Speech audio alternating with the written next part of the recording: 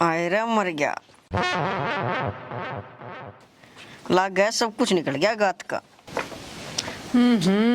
इस गांव के तो सारे लोग लिच्चड़ से और ये बाबू बेटा सबके बाप से। देख क्यों कर कुत्ते की डाल गली मुत्तल लग रहा है। ओ पौवे है क्या बीमारी से? डॉक्टर नी तू तो चाहती है आएगी। क्यों मैं क्या सिट्टी बजाऊं?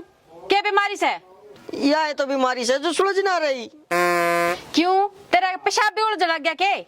उड़द जा तो सारे काम हो जा, रुकता को नहीं। और मेरी तो गिग्गी बन रही है, एक बार गाल में और एक बार साड़ में। गिग्गी जोड़ तो तू सारा है ना से न्यू कह देना जलाब लाग रही से।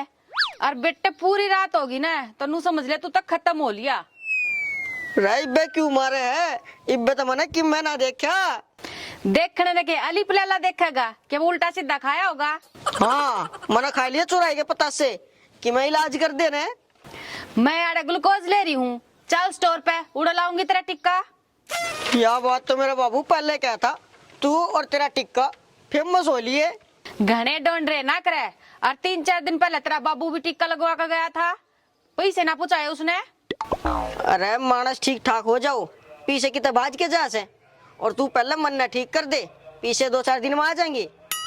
अरे खड़ा खड़ा बकवास कर रहा, आगे न होले ने ना तो जितना है उतना भी ना रहेगा।